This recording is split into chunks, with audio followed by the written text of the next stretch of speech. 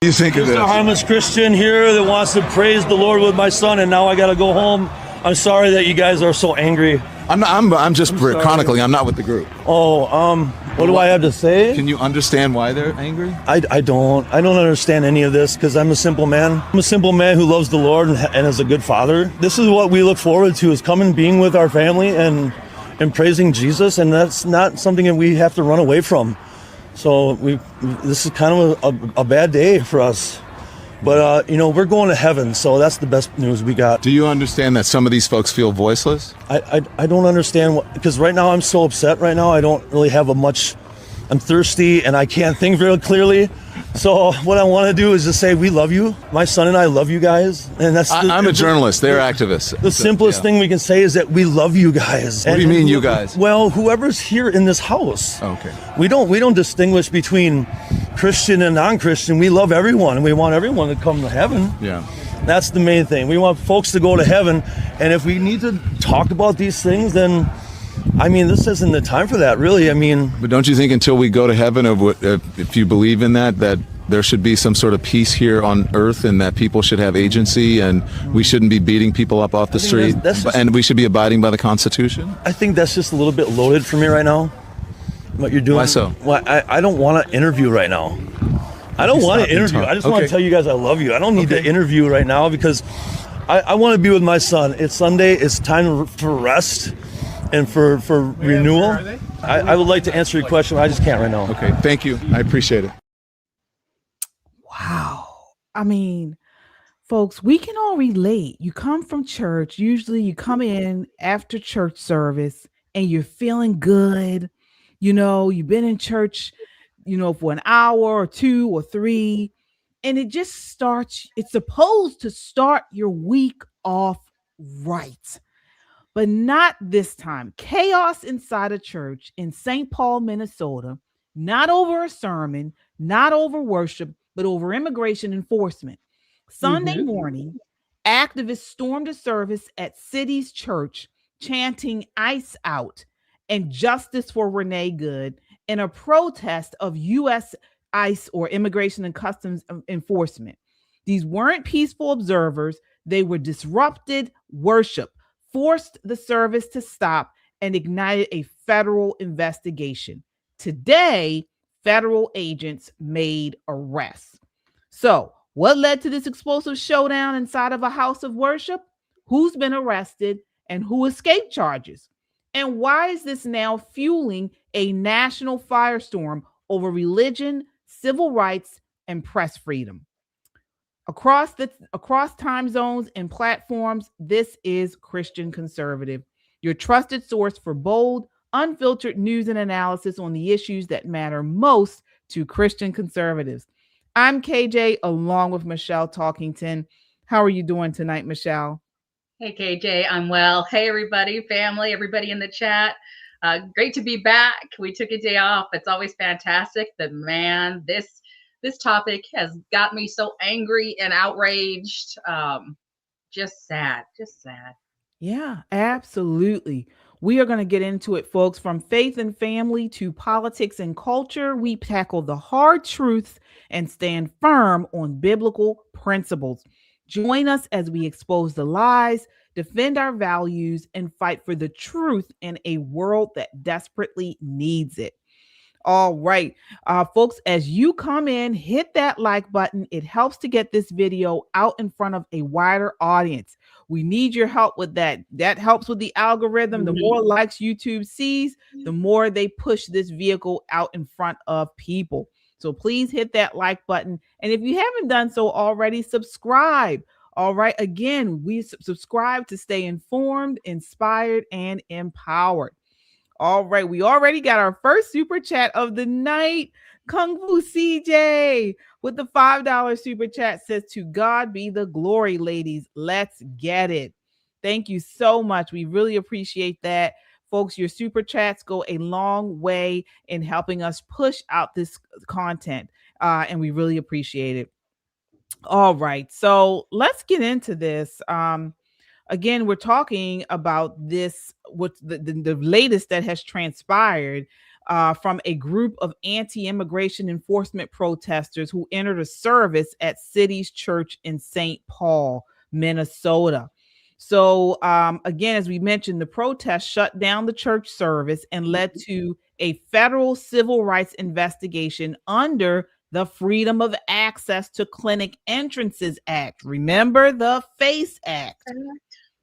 Okay, we talked about this on here before because this was the act used under the Biden administration to go after pro-lifers. All right.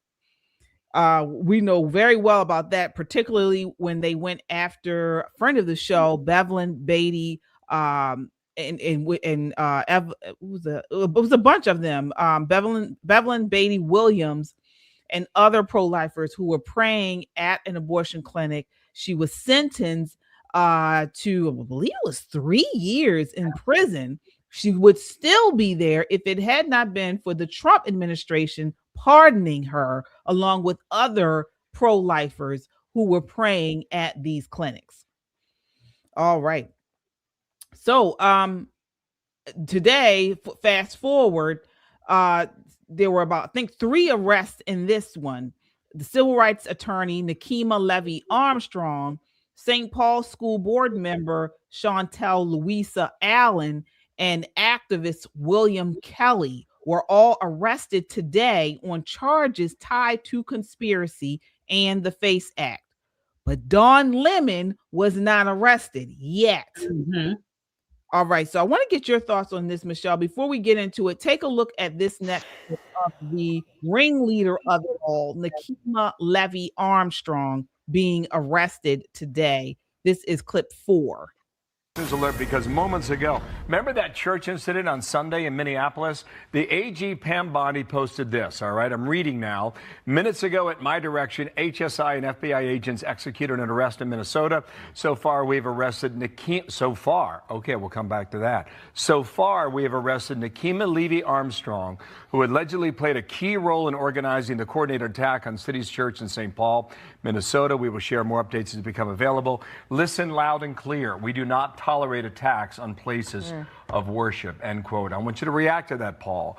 But on Monday, Tricia McLaughlin was on with Dana and me.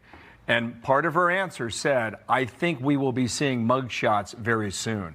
She was tipping her hand that arrests were on the way, and this is the first one that's been made. Yeah, and, look, there's going to be very, very little that they can do in defense of this because it's on film, and for once, they didn't cover their faces. Now, here is the thing that's going to come out of this. You have her under arrest. Now you're going to get the communications, and this is where it starts to spider web out. You start to see who was talking to who showed up in regard, including Don Lemon. How much did they all know going in? That imports things like conspiracy charges, which can be quite heavy. There's criminal civil rights charges that are implicated in the church incident. This is also because one of the things that we found out about that was that they were targeting them because they were privileged white supremacists. We talked about that earlier in the week. Not only did that come out in the video and that they said something like that in the church, but then after the fact, Lemon talks about exactly that, putting a racial overtone in the whole thing, which potentially could import a hate crime. So, wow, I didn't know that. Oh my gosh, please arrest this man. Arrest him. And I am talking about Don Lemon. He is the only one who has avoided arrest as of right now after a federal magistrate judge rejected charges against him over a lack of probable cause. Michelle, what's your thoughts on this whole thing? I mean, the nerve of him that he knows what's happening. So we have video clips of him before entering. Guys, this is what's going to happen, and we're preparing. So he knew what was happening, and I can't wait until they start seeing the correspondence and get those phones, when they start getting those records of who knew and just how far in advance did you know. And the fact that he is harassing people in the church and then having the nerve to say, oh, I'm a journalist, right? I'm a journalist, not an activist. No, you're an activist posing as a journalist. You are a full-blown activist who had been fired or let go from previous jobs, who has no respect. Well, we have no respect for you, and you clearly have no respect for people who are just praising and worshiping. I mean, how low do you have to go No. So Don Lemon is disgusting. He's despicable. And I hope and pray that actually he sees the law play out, that he actually sees justice, because what he did in participating with these people that came into the church and terrorizing women, children, the dads that are just trying to cover their kids and get out of there. Yeah, he needs to face the charges and stop going on these tours with the media pretending that, oh, I'm the innocent one, or pretending that he's a victim now. Yeah. Yeah, I 100% agree. And as that newscaster, the pundit said on Fox News, he did add an element of racism to this. Here he is speaking about the protest. This is clip 3. This is the beginning of what's going to happen here. When you violate people's due process, when you pull people off the street, you start dragging them and hurting them and not abiding by the Constitution, when you start doing all of that, people get upset and angry. And if you remember what the Civil Rights Movement was about, the Civil Rights Movement was about these very kinds of protests. There's nothing in the Constitution that tells you what time you can protest. You can protest at any time. That's the whole point of it, is to disrupt, to make uncomfortable. And that's what they're doing. And that's what I believe when I say everyone has to be willing to sacrifice something. You have to make people uncomfortable in these times. If you see how uncomfortable people uncomfortably. So first off, what is he talking about? The civil rights movement did not do protests inside churches, number one.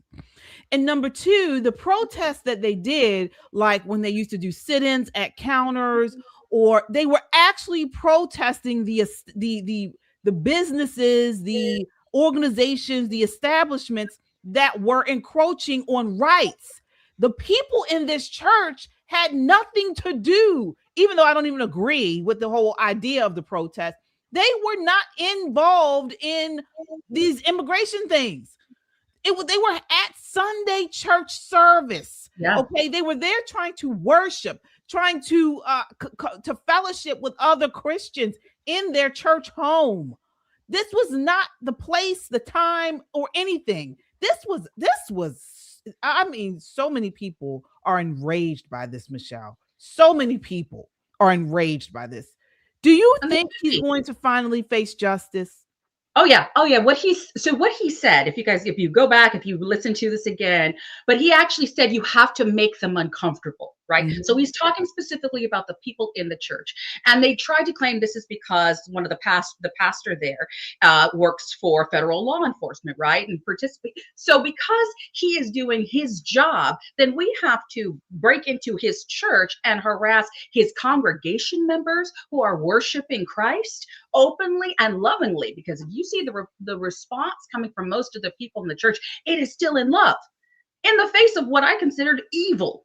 This was unrest. This was disgusting, the things that were said. But Don Lemon actually opened his big fat mouth, and I hope that he gets in trouble because he put his foot in it in that clip and talked about how we need to intimidate. And I wonder what the FACE Act says about that specifically.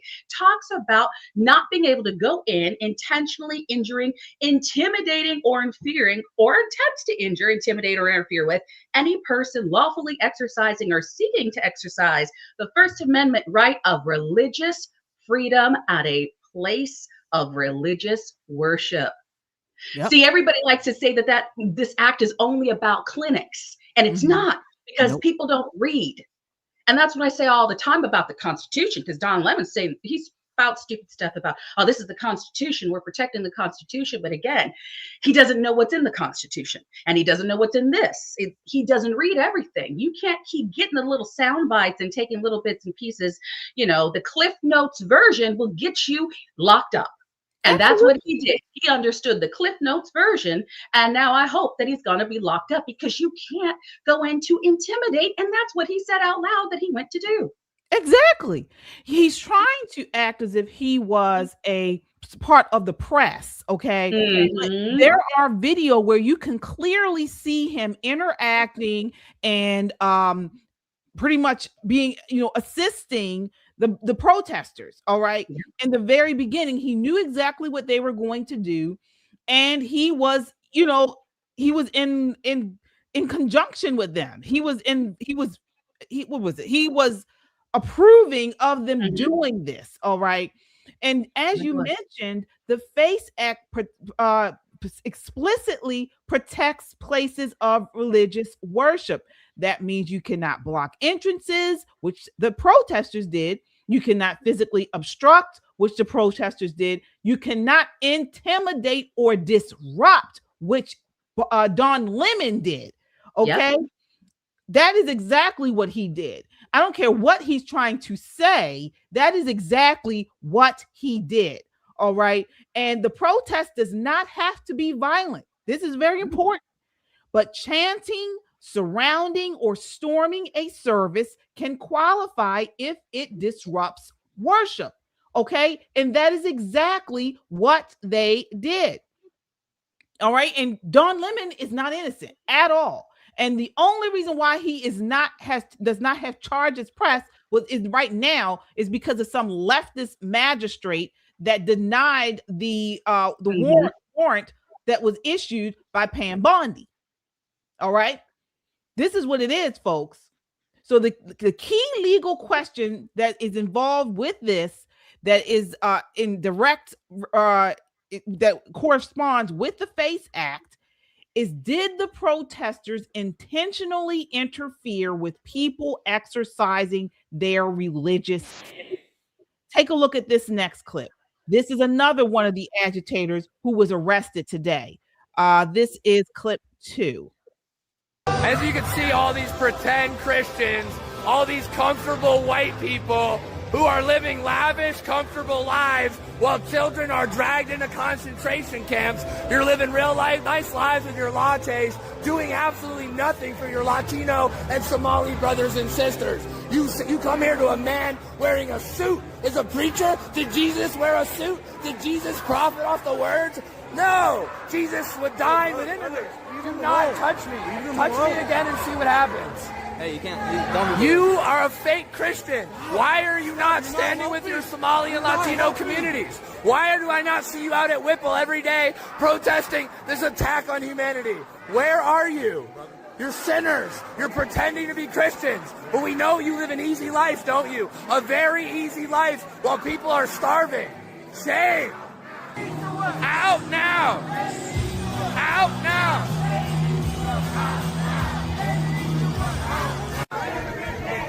Living real comfortable while the people starve. Living real comfortable while children are dragged into concentration camps. You're all living real comfortable, aren't you? Shame on you. Do something. Stand with the Somalis. Stand with the Latinos. Quit ignoring this injustice. He wears a suit and tie and he hangs out with Kristi Noem. How is that a Christian? You're supposed to accept all immigrants, are you not? Why are you not going down to Whipple and joining us in protest against this inhumanity? You claim to be a Christian, act like one. These people are insane. These people are insane. We have some super chatters here. Let's get to these. Right. All right. Let's see. We have Kung Fu CJ with another $5 super chat. Says, ladies, I love you ladies very much, but he will not be charged. And I think he's talking about Don Lemon. Mm-hmm. Okay. So let me say this. First off, I am not a fan of Pam Bondi's. I'm not a fan. I do not believe that she has done a very good job in her role as leader of the DOJ. Okay. I don't. I think she should be doing more on multiple issues in multiple areas.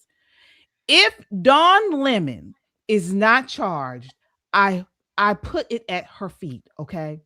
This is where leadership matters, all right? And yes, I'm saying it plainly. Pam Bondi and the U.S. Department of Justice need to get to work. Get it done, all right? The law already exists. The precedent already exists. The question is simple. Will it be enforced equally or only against Christians? We watched for 4 years the Biden DOJ literally come after not only pro-lifers, but they also came after PTA parents who were pushing against trans agenda in education. We watched this. They came after Christians. They came after parents. They came after pro-lifers. Pam Bondi needs to get on her job, okay? She has not impressed me at all. It lies with her. Lock him up. And now, so I know come through CJ's like, let me in. I know I was texting earlier. It was like, man, Pastor Damon, I know I can feel what he's feeling right now. And we have a lot of comments about what other pastors would do at different churches because they selected this church intentionally. This church was picked for a reason. And what we're going to find out, so I'm not sure why Come Through CJ specifically is saying he's not going to get charged, but he may not get charged with one statute versus another. And so what they're looking at right now is a series of potential crimes that even as a journalist, you are not always going to be protected. And what I heard on the news today, and I've talked about before in other scenarios, is look, you cannot be a journalist and get inside a vehicle and then go and rob a bank and then say, because I'm a journalist filming the robbery, I'm not part of the crime. Or because I am filming the burglars break into somebody's house and I'm just asking them what their strategy is as they're robbing the place, that I'm not a part of this crime. So I think they're going to look at quite a few different possible charges. And again, I think what Lemon is finding is he doesn't know how to be quiet. And if his attorneys, not that I care, I want him to keep talking, but if I were there, I would say, you need to stay off of these other shows. Because the more he speaks, the more it looks like he did this for a lot of reasons. Oh yeah. And just like Fox, that Fox 5 clip that we saw, or the Fox clip that we saw, yeah, he's implying that this white supremacy might be a part of it, or that he's under attack because of X, Y, and Z. He keeps talking himself into a scenario where he could very well face charges, and maybe not from what we want to see him charged with. So I'm not gonna say he won't see anything, but my issue with him is he should see everything that the law can do. Whether or not he's convicted, that's out of my hands. I'm not a judge, I'm not a jury, I'm not the attorney, but there has to be consequences for these kind of actions. And I hope that he sees them, even if it's in public opinion, that he gets every bit of bad press, you name it, every bit of backlash that he deserves for this. It was just wicked. There was no reason for it. You will not be able to, in my eyes or estimation, justify coming into a church the way that they did, and the way that man in that clip we just saw is screaming at them, screaming at children as they were getting in a vehicle to get away. He is screaming at kids, talking about kids in concentration camps. Which concentration camps? Which children is he talking about? Stand with the Somalis. What? The ones in the daycare? Because there weren't any children there in the daycare centers. So I'm trying to figure out what these people are really screaming about, other than to make a scene. And every single one of them in that clip, every person that entered that church with ill intentions, I hope is arrested or served a warrant, or like I said, faces, even if it comes down to gets charged from somebody who they felt harassed by them. It could be somebody in that church that says, well, no, I'm going to file a lawsuit against you.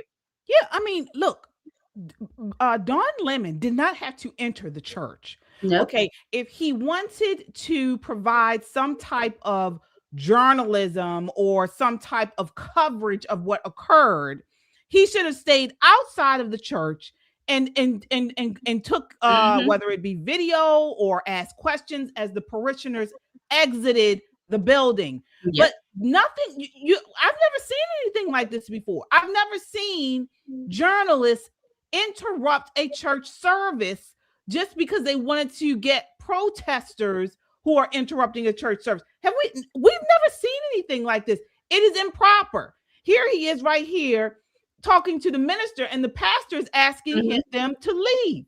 We have it right here. Yeah. I mean, it's I don't even have words for this. What do you think of this?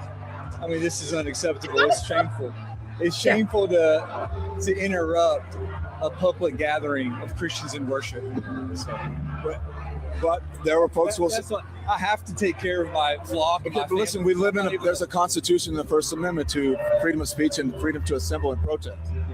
We're here to worship. We're here to worship Jesus because that's the hope of the cities.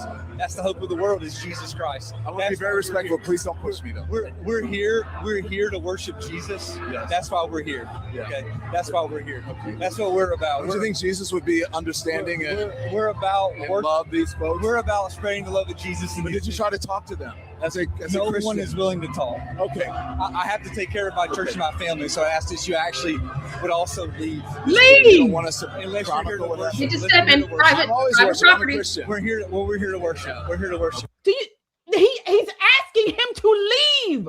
He's telling him to leave. Asked him to leave. Get off our property. And the nerve of Don Lemon to put stuff in his face. Do you see how close he is to someone's face? That's when the little kids are like, I'm not touching you. I'm not touching you. And their fingers right there near his mouth. Oh, please don't push me.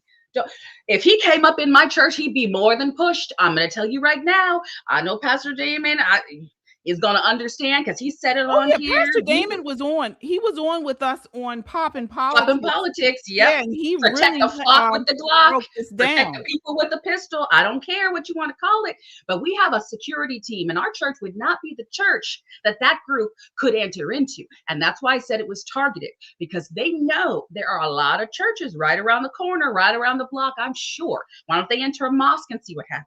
But there are places they would have never gotten away with that because that is private property and they can protect and defend it and the people in it in most cases. The double standard is what really infuriates me. It really does. As I mentioned, under Biden, we watched peaceful pro-life Christians arrested, charged, and jailed under this FACE Act, okay? For praying silently outside of abortion clinics. No riots, no chanting, no church invasions. So, this is at the feet of the DOJ. All right, get it done. I am so sick of this. We haven't seen prosecutions for Epstein, for Fauci, for the lies and all of the infractions that were done during COVID. I mean, the list goes on. We haven't seen anyone arrested. All right. So forgive me if we expect the same law to be enforced now when the target is a church instead of a clinic, folks. I am so sick of this. If this woman and her DOJ do not get this done, she needs to be removed. Okay. I don't want to hear any excuses. I honestly, I don't. The left has found a way to get this stuff done. We need to get it done and do it with expediency. This is what I'm just talking about. This is where I am right now. Okay? You know what? It's just beyond that. And we've talked about it here and we talked about it on other shows that, guys, when I say they're coming after Christians, it's one thing, and it's horrible because they've come in and, shot up our churches, and then they are able to say, well, that's just one crazy people. Do you see how we've allowed just that one crazy person to turn into now mobs entering a church, screaming and shouting in people's faces? And then consequences to me didn't come fast enough. It should have been right then and there. You have video footage. You have everything you need. Everybody that within seconds, the police should have been there locking people up for trespassing at the very least. So the fact that it's coming now, great, but there's not enough people behind bars for that incident. And if you think that they were only planning that one, I am sure we're going to find out that all over this nation, there are groups trying to play the same stupid game, and they're going to find they get stupid consequences when they enter the wrong church. But this is a deliberate attack against Christianity. This is not about ICE. Right. This is about Christians under attack. And that man who came shouting in the aisles and that is exactly what we're against. That's not about ICE. You are exactly right, Michelle. And you brought up a very good point. Folks, we cannot stay silent. Silence doesn't de-escalate radicals. It emboldens them. So every time the law is unevenly applied, activists learn exactly how far they can go next time. This is not going to be the last time. And again, let's stop pretending this is spontaneous outrage. These groups are organized, they're funded, and strategic. They are backed by billionaire activists like George Soros and other Marxist-aligned donors who pour money into this stuff for agitation, disruption, and intimidation. So this is why it's important that we hold the line and that justice is served. This is pressure politics. Disrupt until institutions bend. So if they get away with this, just like they got away with all the BLM crap, if they get away with this, we are going to see churches across the country have this happen. They're already doing it in Europe. Just recently, they had some Muslims go into a church and start chanting. I mean, this is coming. So again, this is where leadership matters. This is where it matters. And I'm talking about Pam Bondi. I am. Yeah.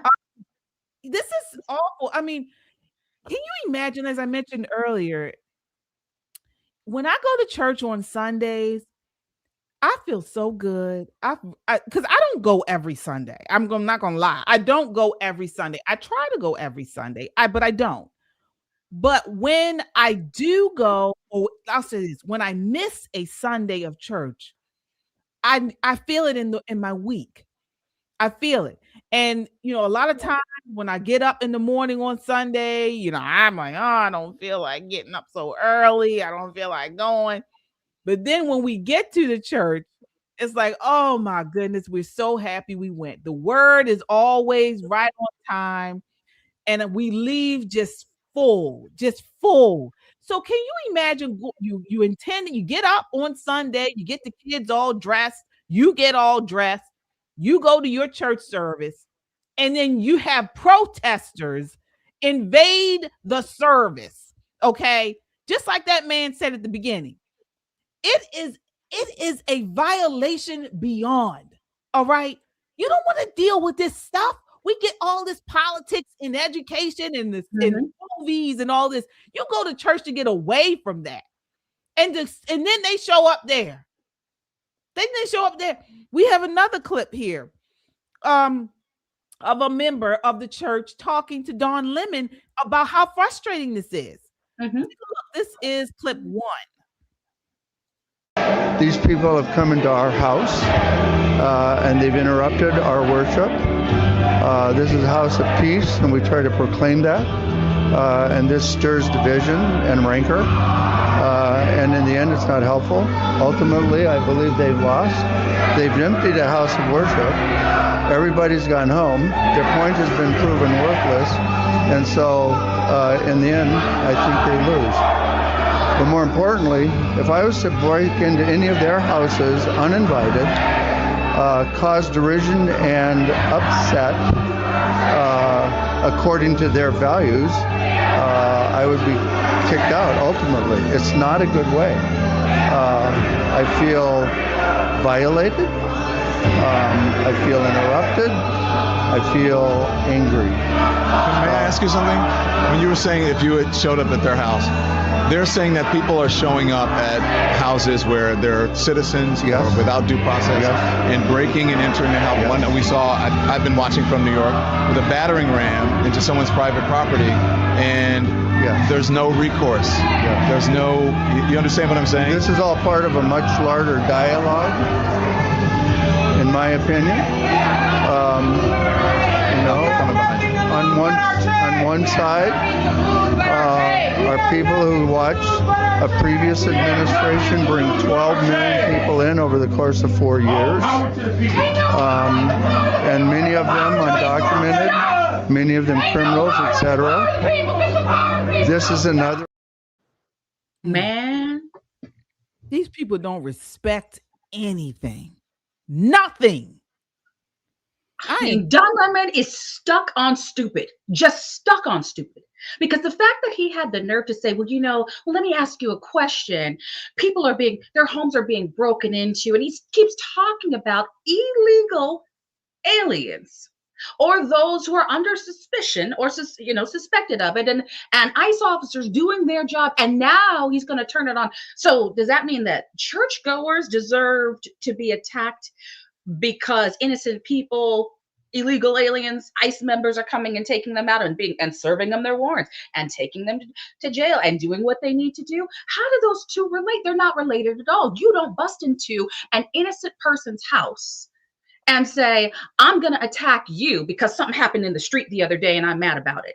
That's what this fool is essentially questioning. Every single person he tried to interview is saying, well, don't you think it's wrong what people in ICE are doing to your neighbors, to, other members of the community? Stop saying members of the community.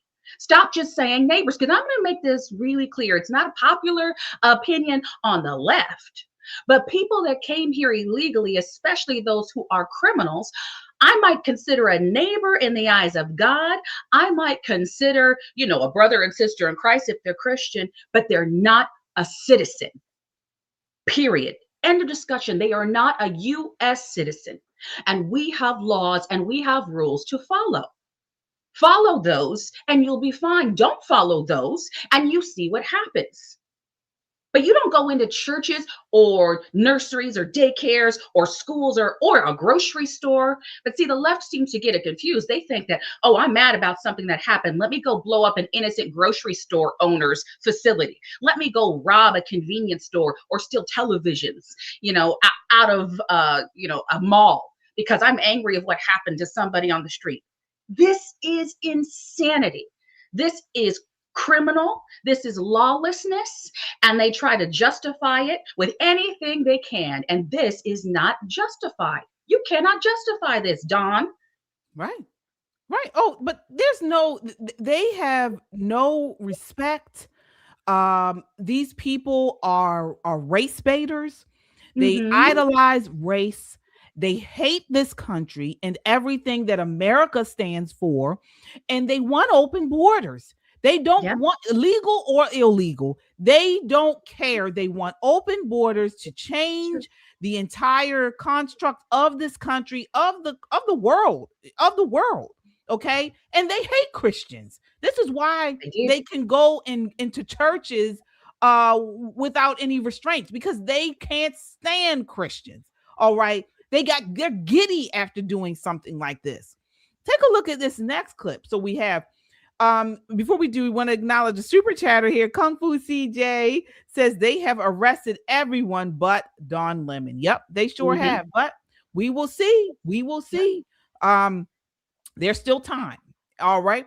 So speaking of Don Lemon, in this next clip, he's doing an interview with Jennifer Welch. Okay, she's this leftist nutty woman. I'd say something else, but this is a Christian podcast, so I'm going to try to keep my composure. All right. He's doing this interview, and oh my gosh, folks, you should hear what they said. Well, you're going to hear what they're saying about Christians. Take a look here. This is clip 9. I said, I don't understand how I've become the face of it when I was a journalist. I do understand that I'm the biggest name there. And I'm also, as I was on with my producers this morning, you and Kylie talk all the time. My producers were saying, I said, how did I become the face of this? And my producer said, Don, you're a gay black man in America and you have a platform and you're the biggest name. Of course, you're going to be the person that they single out and they're going to make the headline because it plays to their base, and their base is full of racist, bigoted homophobes like Nicki Minaj, by the way. Oh, pop that up. So Nicki Minaj sent a tweet out. Dawn cocksucking, her words, Lemon is disgusting. How dare you? I want that thug in jail. He would never do that to any other religion. Lock him up. And then she bizarrely puts a Chucky doll with it. So number one, the homophobia laced in that. But number two, the way this sect of Christianity, the white nationalist form of Christianity that I guess now Nicki Minaj attaches herself to, I'm like, good luck with that, sis. At the end of the day, you're still black. They use their religion as a weapon, but then they also use it as a shield, back and forth. They weaponize it, and then, oh my God, I'm a victim. Don't attack my Christianity. And that's what Nicki Minaj just did right there. And I have news for Nicki Minaj. You think these white nationalists are going to accept you and your WAP? Just hide and wait. These people are serious about their racism, Miss Minaj. Well, I'm glad you said WAP, and if you listen to Nicki Minaj's music and you're like, okay, that's Christianity. First of all, Jen, you know, how we met is that I was promoting my book on Christianity. And so Nicki Minaj is not a Christian. She knows nothing about a Christian. What she is a grifter. And instead of that Chucky doll, she should have had a pick me doll on there, because Nicki Minaj is a pick me.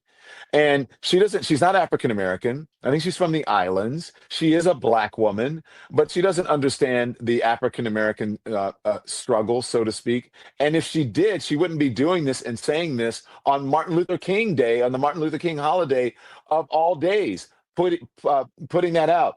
Nicki Minaj doesn't care about black people. She doesn't care about gay people. Those are two of her biggest supporters and the people who make her rich. And if I was, as I should say, if I am, as a black and gay person, I'm not supporting her. And so if you're black and you hear what Nicki Minaj is doing, and she's sitting on the stage with Charlie Kirk's widow, who Charlie Kirk, sadly, who should not have died. You have to, say that caveat the way that he did. It was uncalled for. However, he talked shit about black people a lot. He said racist, bigoted things a lot. And she's cozying up to his wife and to his organization and to all of the other bigots in the MAGA movement. And now she is calling a gay man a cocksucker. That's homophobia. So if we were in the day where we bought records, I would be burning Nicki Minaj's records today. So I am so glad that I have never been a Nicki Minaj fan. I don't know her music. There is nothing on my playlist that's ever Nicki Minaj. And there isn't going to be, because she is an ignorant pick me, and I choose not to pick her. Wow. Okay, first of all, this man is so delusional. He says over and over in the interview that he's a gay black man. So you are a cocksucker. What is the homophobia there? You literally are a cocksucker. That you do things you would not. Yeah, yes, you do whatever you do. But the fact that that's his main issue is that it's because pretty much I'm a black gay male because I'm a black gay male so is that does he think that's what's going to save him from court proceedings civilly in a civil suit? Is that what he thinks is going to protect him? That's what they're letting him get away with. And the fact that they're calling this now it's white national sect Christianity. And again, that comes down to what we were saying with where he's going to be in trouble, because is that why you targeted them? Because the church was a white church or predominantly white members of the church? And come on, give me a break. Please. And both of them. Oh, and she had some strong words for Nicki, which I'm sure is laughing. Hilarious. She doesn't want to come after Nicki Minaj. I don't know why she was playing stupid too, but good luck. And you think Nicki cares? Do you think that she's going to lose money or lose sleep over these stupid comments? Absolutely not. And I actually thought it was funny that she added the Chucky thing to it. I was kind of just laughing. No, it's just ridiculous. I could not believe he led that interview with that. And then the whole idea of the white supremacy, I don't even know where they're getting that from. We're talking about illegal immigration. I mean, illegal immigration covers anyone coming from anywhere illegally. Now, many of the illegals that we are referring to here are coming across the southern border, or under Biden, that's where they were coming from. So we do have a large population of probably Mexicans or brown and things like that, brown people. But they've also been deporting Chinese illegals. So, I mean, the list goes on. If you are illegal, no matter your color, you can get deported. But we know this. They just want to make this about race. This is what they want to do. And he came after Nicki Minaj for, her statements talking about she's not African American and all this type of stuff. Well, she didn't come forward on TPUSA and all of that because she was African American. She came forward to talk about Christian persecution that has no color. All right. But this is what they try to do. They try to make this, this is the Marxist playbook where they try to make this about race and racial idolatry. This is what it's all about. Okay. But I mean, again, Don, you don't want to be called a cocksucker, which is what you are. What about a fudge packer? Is that more relevant? Is that more accurate? Because those are the only things you're doing. And the fact that he does that, but he says all of these things and he goes home to his white husband. Okay, so I just want to just put that, again, the hypocrisy is ridiculous, and I'm dying a Diamond Mafia meeting. Yeah, you're right. She referenced, WAP, which is it's not her song, so she's referencing Cardi B's song in this, which is just again fun. That was like the littlest of the things. They're just so crazy. They're trying to cover the behinds, but as they cover it, they sound worse. Yeah. And you don't know what he's talking about. You heard what he said. Did he say that? Somebody said, I don't know if it was him or the white guy that was heckling the white agitator protest, talking about you all are sinners. Yeah, we are. We are all sinners. No one here but Jesus Christ, when he walked the earth, was without sin. We know this. We recognize this. But we as Christians, we are not living in sin. We repent. We ask God for his forgiveness.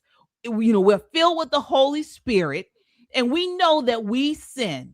But when we do, we ask God, we recount that sin and ask God for forgiveness. That's what it is. That's what it is to be filled with the Holy Spirit Christian. But he doesn't know that. He doesn't know anything about that. So no, but he's Don feels like he's a great Christian. Right. He read the wrong. He skipped a lot of things like Sodom and Gomorrah. He skipped the whole story. He's got a lot of stories that he skipped. Yeah, that's what we call, now that's living in sin. Okay, if you want to get into it, he is living in sin. He has gone on and married a man, and is living in constant unrepentant sin. Okay, so you are not a Christian. I know people don't like for you to say who's Christian and who's not. No, I'm telling you now, because we know you have declared that you are a gay black man. You're married to a white man. And so, yes, Dawn, you are a sinner living in sin. You are not a Christian. And that's the thing. They listen to who and how people identify us first. Listen to them. Just let them speak for themselves. Right. This fool speaks for himself, and he's clear over and over and over. You should only be considering him because he's black and he's gay. Because he's gay and he's black, and he says it in a million different ways. Right. And the fact that they're attacking people saying you're so comfortable in your church. Look how comfortable you are. You're not struggling. Darn right. You know why? Because I live in America. That's why all these illegal immigrants came over and started stealing our tax-paying dollars, because they knew that they could live comfortably. They knew that they would get housing and that they would get food or food stamps on our taxpayer dollars. Yeah, you're darn right we live comfortably. That's why we're here. And that's why everybody wants to be here. And that's why ICE is saying, hey, everybody can't be here unless they do it the right way. Not that we don't want you here, but we for sure don't want your criminals here. We don't want your drug pins here. We don't want all that stuff here. And so the fact that they're trying to justify this, that's what really makes me mad, that the left is always trying to say that wicked and evil is good. They fight for the criminals 10 out of 10 times. Not 9 out of 10, 10 out of 10 times. They're going to justify the criminal. Absolutely, Michelle. And folks, now it used to be a point where this was the fringe, but we are starting to see, they are starting to show us that it is a good majority of the left that thinks like this. Take a look at these next two videos, folks. Let's first start off by saying, and not sure if everybody has heard this, but J.D. Vance and his wife, Usha Vance, recently announced they're expecting their fourth child. So she is pregnant right now. She's pregnant and she is due, I believe, in July with a little boy. Okay. Well, this has driven the left crazy. Take a look first at this first clip of a nurse saying vile things about White House Press Secretary Caroline Levitt. This is clip 7. As a labor and delivery nurse, it gives me great joy to wish Caroline Levitt a 4th degree tear. I hope that you fucking rip from bow to stern and never shit normally again, you cunt. Oh, so I hope you guys heard that because I think the volume was a little low. That's the first one. Okay. She said she's a labor and delivery nurse. All right. Mhm. Now take a look at this next one. This is clip 8. Usha Vance, that is gross. That is gross. You let this thing leave a load inside of you on purpose. See, y'all, that's why it is so important that we teach our daughters to have self-love and self-respect. There is no amount of proximity to power or money. The quickness with which I would be in my closet looking for a hanger. The amount of pennyroyal tea I would be drinking. The size of the staircase, okay? Does Erica know? Did y'all like text her personally? Or does she find out on the interwebs like the rest of us? Gross.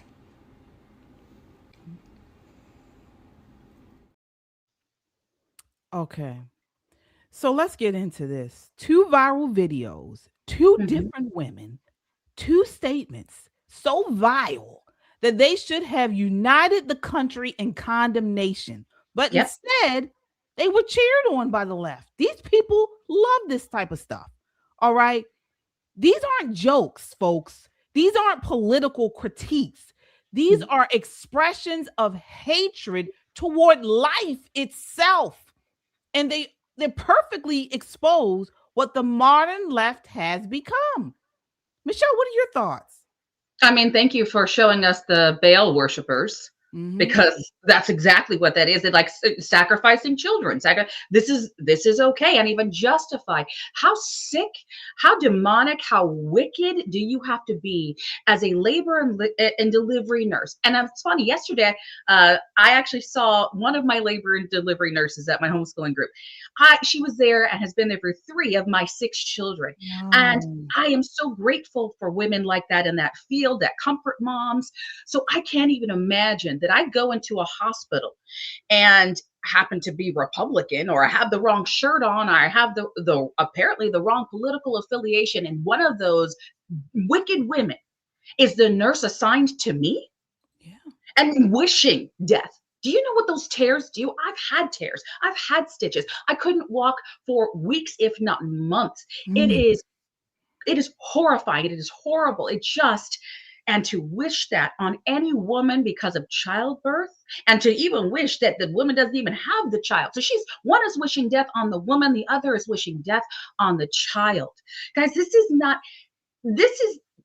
it's beyond being justified. In the comments, if you read them, of people saying, oh, you're right, ha ha ha, this is so funny, you girl saying what I wish I could say, and glad to have you. This is a nurse.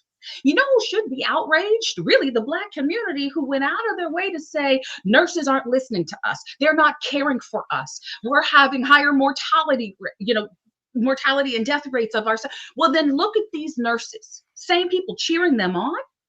Where is the outrage on the left? Where are the communities that are saying we have to have better care?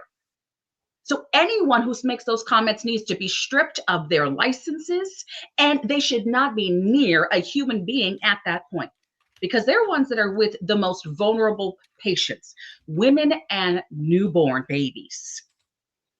I mean, that would be one of those catch me outside, how about that moments if I knew them. Like, you had the nerve to say that about a woman or about a child, an unborn child, to find a staircase? But this is the left's death culture. Abortion framed as empowerment, childbearing treated as a punishment, and motherhood is ridiculed. Life is reduced to a political inconvenience. It's not compassion, it's nihilism. This is them, folks. They have told us over and over again and again. And of course, as we've mentioned on this broadcast, it's Marxism. This is the Marxist agenda of the left. There is no more Democrat Party. They are the Marxism party, all right? And Marxism seeks to dismantle the family because the family teaches loyalty beyond the state, all right? It talks about the family is generally about faith and values. And so, with this this Marxist agenda, life becomes expendable if it interferes with progress. All right. And we know these are ungodly people. And when you remove God, life loses its sacred value. This is why they don't want us in our Bibles. They don't want people of faith in the United States because we value life.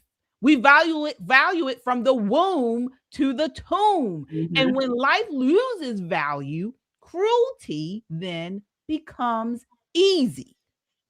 Easy, folks. This is why in our last broadcast, we talked about how Christians have no home in today's Democrat Party. Those ladies are not on the fringe. That is the modern Democrat Party. They celebrate abortion. They excuse cruelty, and they embrace Marxist frameworks. They reject biblical morality. They hate us. They hate us. And they have, and people like that, let's just to that clip, have your life, our lives in their hands. Wow, I know that's the scary part, Michelle. Our very lives. We're here in Maryland. Oh, we have stories here that they're just disgusting, beyond disgusting. But again, the legislators here believe in infanticide. They don't have a problem allowing born babies, not unborn, but born children die and not prosecute the parents for allowing things to happen. So they really are beyond far to the left. They are unworldly. They're beyond human. Anybody who believes those things. And these women's just, maybe we need to have more clips of people like this in these hospitals, in these nurses' facilities. Go ahead and tell us who you really are so we can really fire you. So we really know who not to go to. And like chat is blowing up about needing databases for Christian physicians. And that there are some that exist. And maybe we need to highlight those. We should, Michelle. Because that is important for us to know that there are doctors, there are nurses, there are entire, groups out there who are conservative and believe in homeopathic medicine and believe in, just life. These fools took an oath. That's what's crazy. They went to nursing school. They know right from wrong, and yet there is no morality in them. To know and to see and to bring life into the world and then to make those statements, you have no moral compass. And one thing that I felt was helpful, folks, is when I went to AmFest this year and I sat in on a TPUSA faith conference.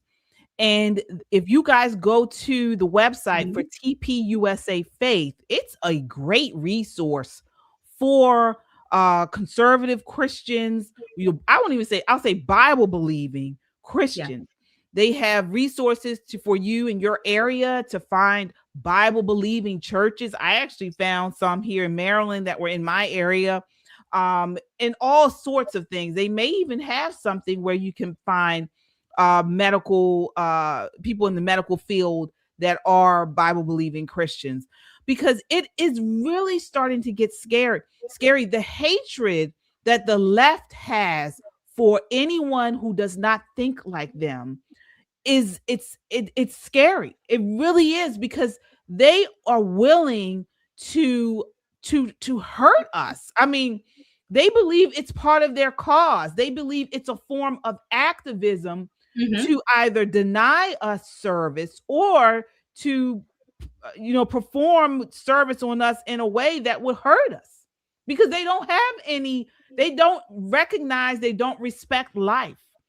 And so we have to start working together as Christian conservatives who value life, who want to do the right thing. We have to find one another and patronize one another. Folks, this is why this broadcast is so important. Please, as you come in, hit that like button. That helps to get this video out in front of a wider audience. And subscribe. If you have not subscribed already, please subscribe to us. Because, folks, we have to form a network all over the country, really, where we can say, okay, are you looking for a Christian Bible-believing daycare? Or a school, or whatever service you're looking for? We need to start supporting one another. Maybe that's something we can, start putting together here. and put together a database of that, because it's becoming dangerous to go outside of that because they hate us so much on the left. And they do. And especially if they know you and recognize you. So these are women that were, I mean, she was threatening death on the unborn child of the vice president, the VP. She wasn't threatening to kill, but she was saying you should do it yourself, right? And she didn't care that it was the vice president's wife. Do you see how bold evil is right now? Yeah. It is. And again, because they're not seeing consequences, because we do have freedom of speech, which is fine. But then we also have you have the freedom to lose your job. There are some businesses that we should not support because of it. And you're right. They don't care if it's at the top. They definitely don't care about us. Right. Absolutely, folks.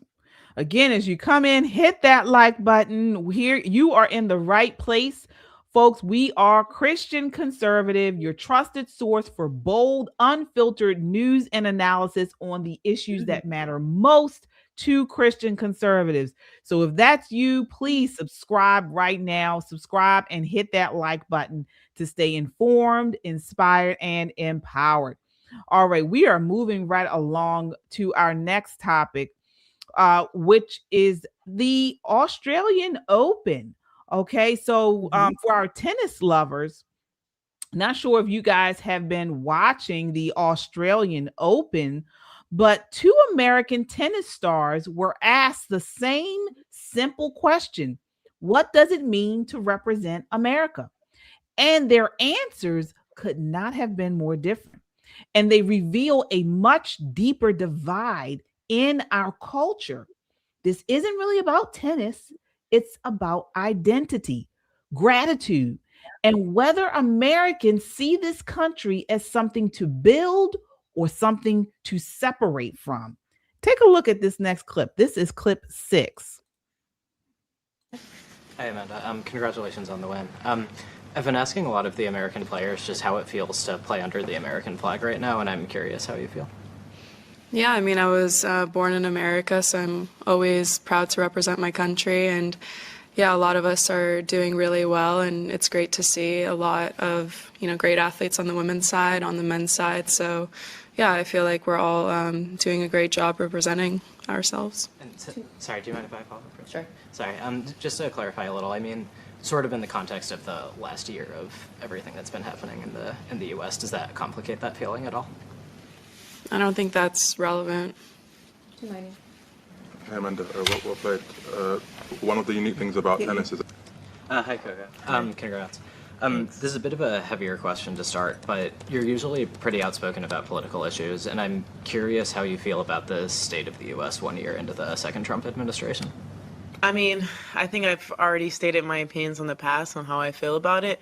And yeah, I mean, I've hoped forward that we can have a lot more peace in our country and more kindness when the way we speak to each other about different topics and things like that. But yeah, obviously I've been pretty vocal about how I felt, and yeah, I don't feel at this point, I feel a bit fatigued talking about it just because of the fact that it is hard also, I think, being a Black woman in this country and having to experience things even online and seeing your marginalized communities being affected and knowing that I can only really donate and speak out, and I try my best to do that. But yeah, I just hope that as time continues that we can reach a state where we're not currently in and we keep moving forward. I posted that video of Martin Luther King yesterday, and that was kind of saying that we must keep moving forward even though things may not be as calm as I would like it to be right now. Okay. So two women at the top of their game, in their sport, tennis. And this second one, her name was Coco Gauff, whining and crying about how oppressed she is. Really, that's pretty much what she was saying.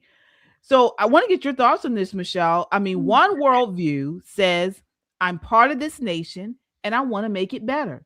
The other says, I must define myself apart from it. What are your thoughts on those two responses there? Well, my first comment is to that reporter, to the person who asked the question, why don't you shut up? Yeah. Focus on the game. This is a sport, okay? We didn't watch the game so we could hear about how they felt about American politics. So you stay in your lane and let them stay in theirs, which is sports. And if I have to hear one more highly paid, highly trained, highly skilled professional athlete on the world stage talk about their poor black, white, whatever color, fill in the blank, oppressed selves, we're just done with it. At what point do we recognize that you are an American, you're representing America, and you made it to the top? And the only reason you made it to the top is because you're an American and you can. Because opportunity is there, possibility is there. This whole victim mentality when you are a superstar or a celebrity or a multimillionaire or billionaire has gotten on my last nerve. And the fact that she's talking about and made the comment on the second person, the first one's like, yeah, I'm with her. It's irrelevant. It doesn't have anything to do with how I swung this or that or how I won the match or how I want. Talk about what I'm good at. But to make the comment about, I know she's spoken out, and Coco's spoken out about marginalized communities. Let me tell you, these marginalized communities that we're talking about, especially when it comes to the Somali communities or these non-American born communities, they are about to overrun the Black community, American born generational communities. So you keep fighting for these communities if you want to, until they run you out. And then your voice is not going to matter anymore. And your religion and your freedom is not going to matter anymore. So I really need people to be very careful and pay attention what is happening, because what you think is your marginalized, Black community is slowly being overrun by people don't share your same values, don't believe in the same freedoms that you have. They're going to be here and, play it for now while they kind of just live off of the system. But meanwhile, they're stealing your benefits. They're stealing opportunities that native-born Americans deserve to have. So all around, it's just ridiculous. And I think it shows that they're playing right into the hands of the left, right into the hands of the reporters, right into the hands of the activists, when really they should be doing what they do best, which is perform. And the amazing skills that they had, that God gave them, not the left, by the way. Yeah. I 100% agree, Michelle. For me, it's sad. It really is sad. And particularly seeing some of these young Black, whether entrepreneurs, sports stars, it's really sad how they embrace this oppressor mindset, and how these, not just the stars, but some Black people in general, or I'll say the Black people on the left, how they separate themselves from the national identity of our country. And with that, they separate themselves from the success of America. You hear them all the time say, well, my ancestors built this country and all this type of stuff. And then yet they always try to separate themselves from the American identity. They want to hold on, they anchor their identity in this grievance instead of purpose. I'm not saying America is perfect. I've never said that. But I accept and I acknowledge that I am an American, that from generations back, did help build this country. And so I celebrate the success of this country. I don't just automatically always just live in this idea of, the past, slavery and all of that. But they do this. They do this all the time. And it's really sad. And we're seeing that a lot of young people, young Americans are doing this. And we know it's Marxist in origin, dividing people into groups based on power and resentment.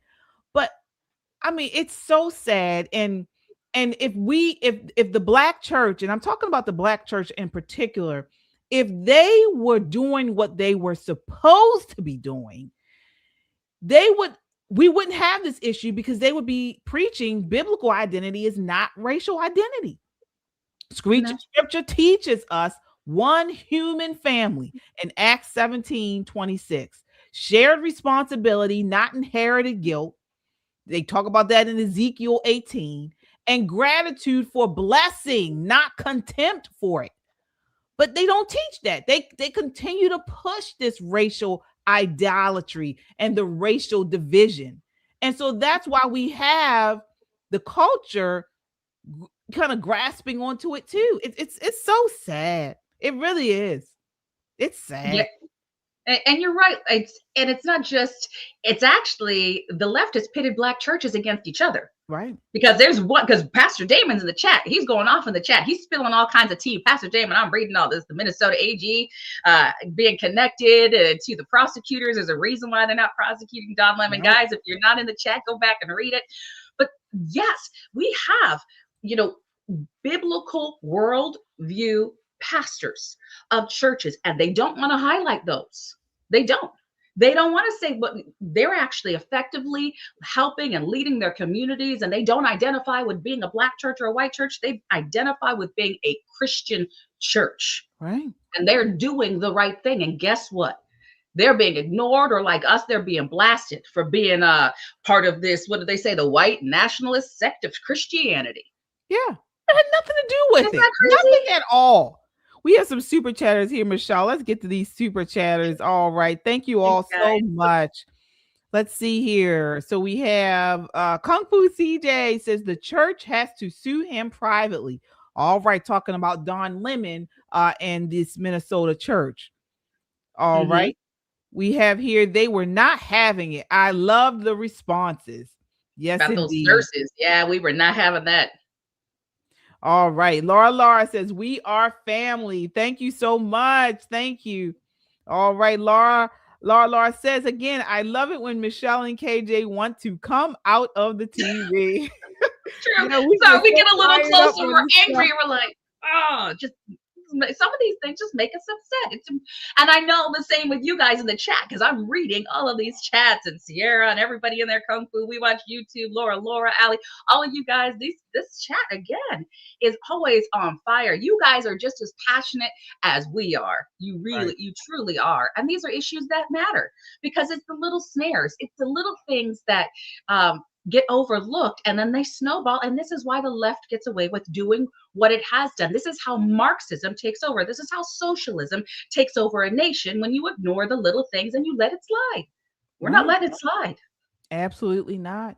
And I just want the young people to understand that, when especially young Black people I'm talking to on this point, when you separate yourself from the country, you weaken yourself. You really do. You weaken the very community you claim to protect.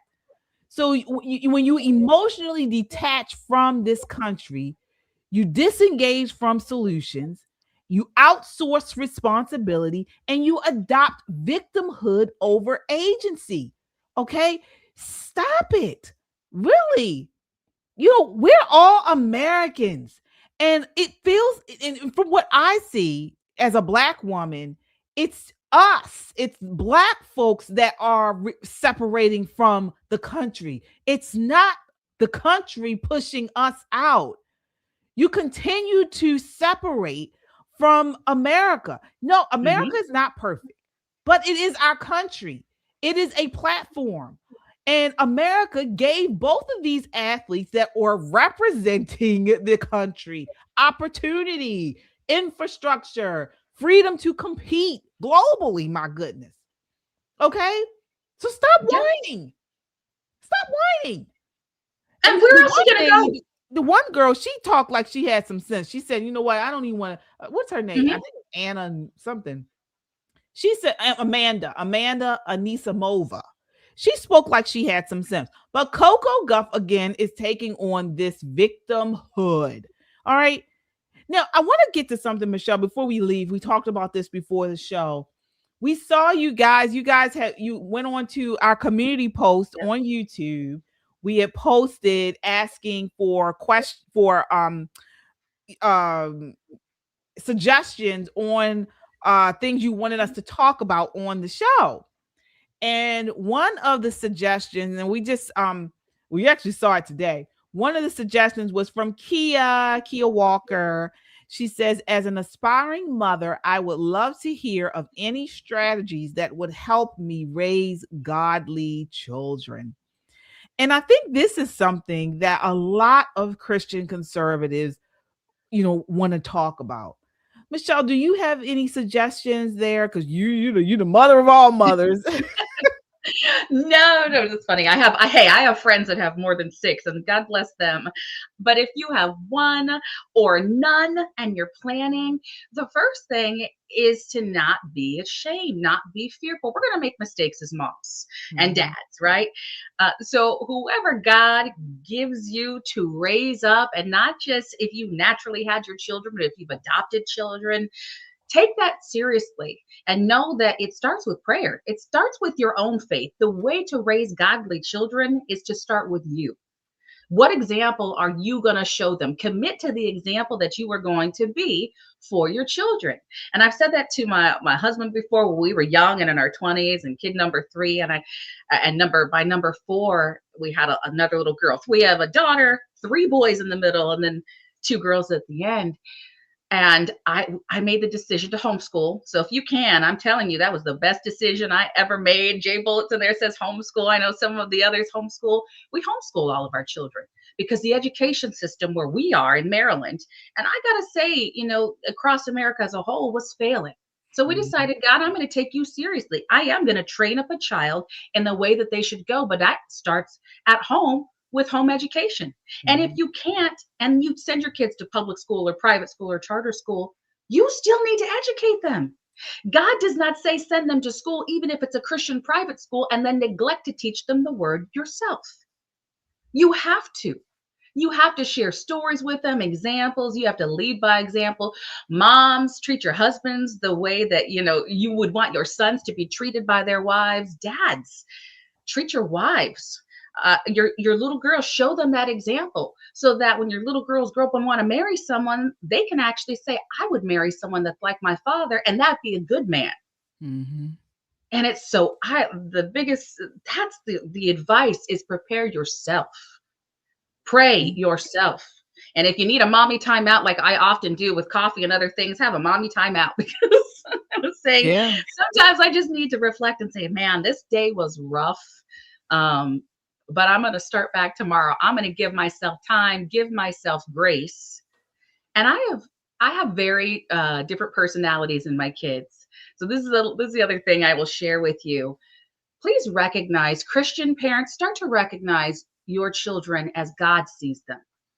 We got in this world system where we had to, get them up, go to school, sit, stand 30 minutes here, get this job, go to college. No, I started looking at my child, the 3rd child, and he was really rambunctious. He's still buck wild. He's going to be 7. He's graduating this year. He's 17 right now, high strung, high energy. And I got to where when he was 7 or 8, my kids are like, he needs to be in trouble. He keeps doing this and that. I said, if I was always punishing this child, he'd be on permanent punishment until he's 21.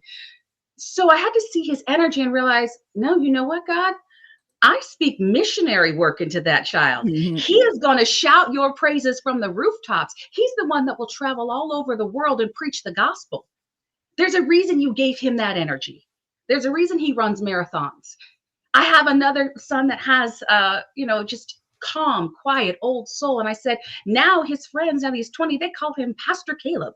Because that's his spirit. I had to recognize he loves the Lord. And that's what he wants to do. Recognize your children. Pray about God. What do you have for them? And then speak that over them. Speak that life into them. Don't get so caught up in correcting them, because the world's going to do that anyways. The world's going to destroy them. And right now you see the world trying to destroy our spirits and destroy our church. So in this house, we don't let that happen. Those are God's kids, and I get a certain amount of time with them, and I'm going to teach them to believe Jesus.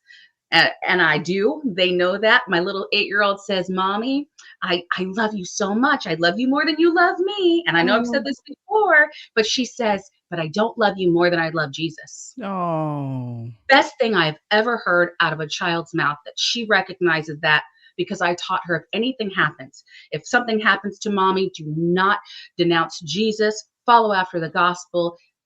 Folks, this is what we can do, the little things, and this is what we have to do, because the time is coming, and it's right now where they're coming after Christians. Yeah, you're right. I mean, basically what you said is teach our children their identity in Christ before the world does. I think that's what I've tried to do.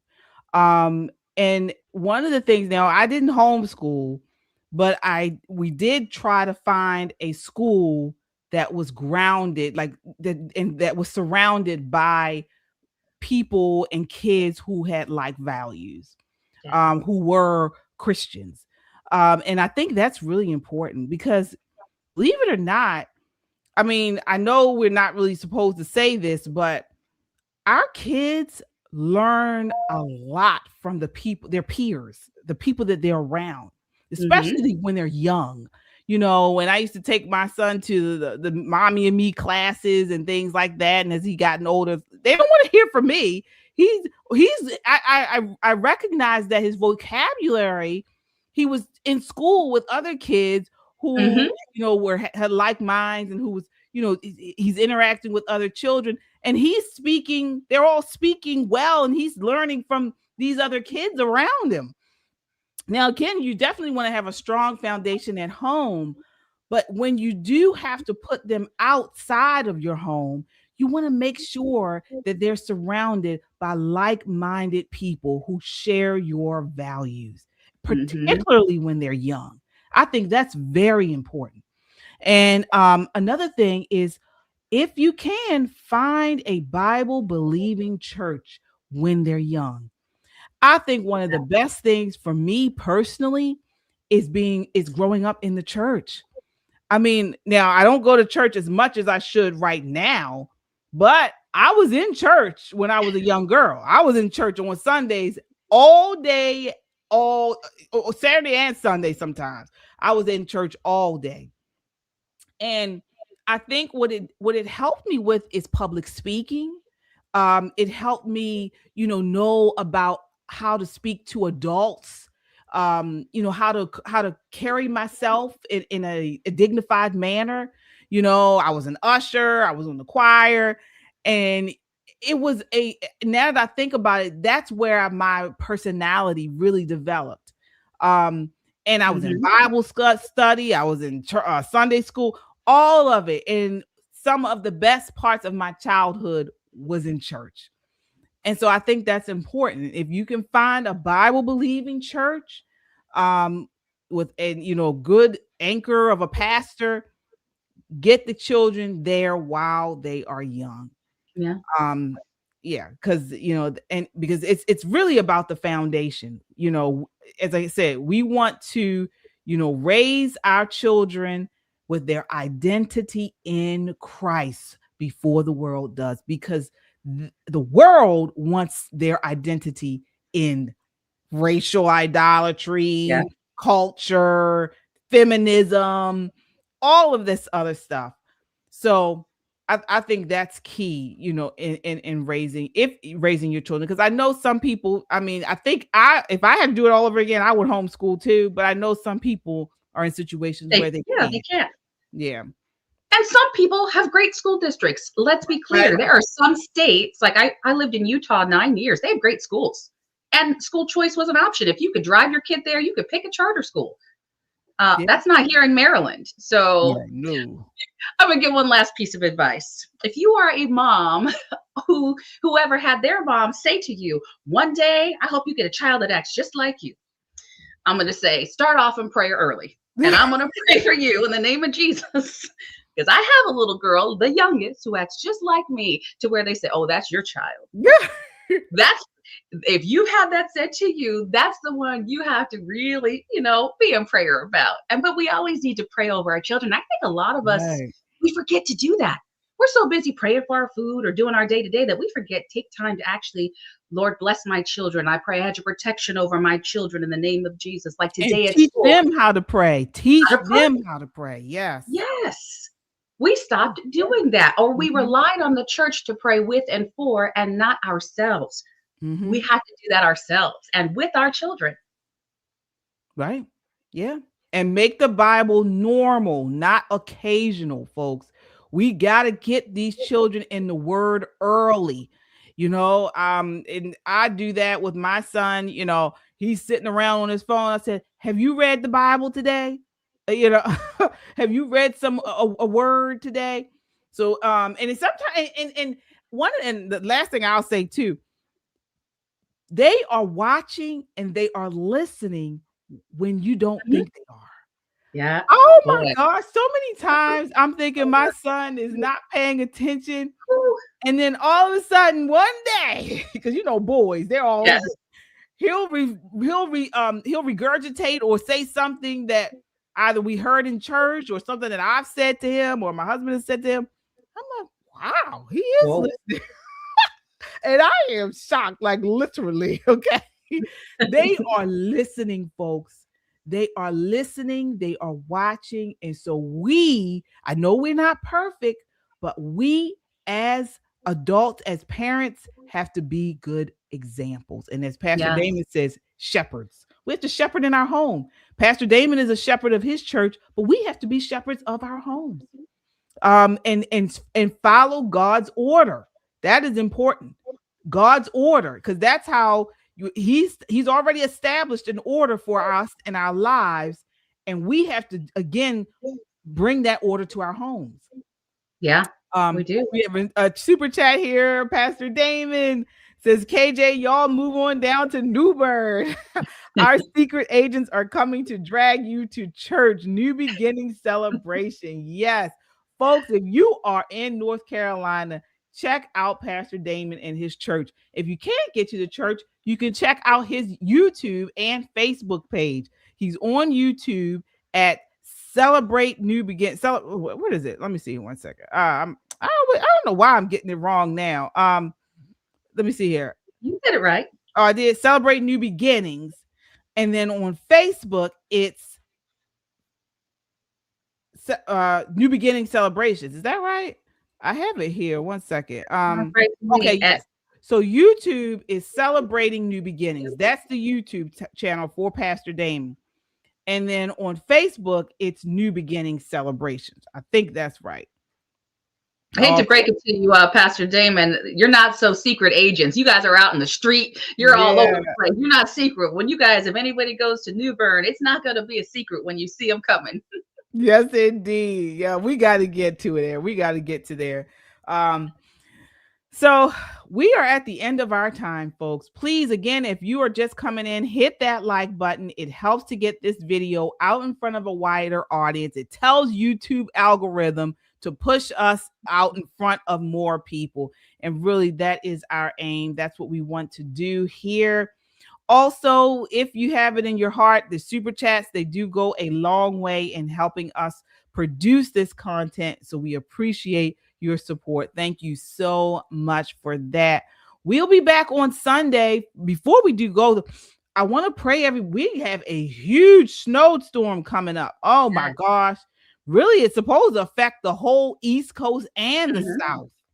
And I know you guys in the South, I think we're probably the most northern southern state in Maryland. We're used to snow, but you guys in the South are not. And they're calling for thick amounts of ice and snow in Texas, even in Florida, I heard. So please, folks, if you haven't done so already, get to the grocery store. Make sure you stock up on what is it? The melting ice salt, and get your shovel, get your flashlights, get your snacks, because if you're stuck in there, you gotta have your snacks and stuff. We'll be back on Sunday, prayerfully. We have electricity. Yeah, assuming the power stays on, definitely have your water. And if the stores are sold out, I always tell people, get a couple of jugs and fill them up. Yeah. Have a bathtub full sometimes. We know we've done that in storms, and you'd be surprised at what can happen in these large storms. Absolutely. Yes, indeed. We are praying for all of our viewers here to that God continues to watch over everyone, protect you and your family and your friends. We pray that if something does happen with the power, that you all are secure, you are warm, you are safe. Because this is going to be a doozy. It's not if, it's when.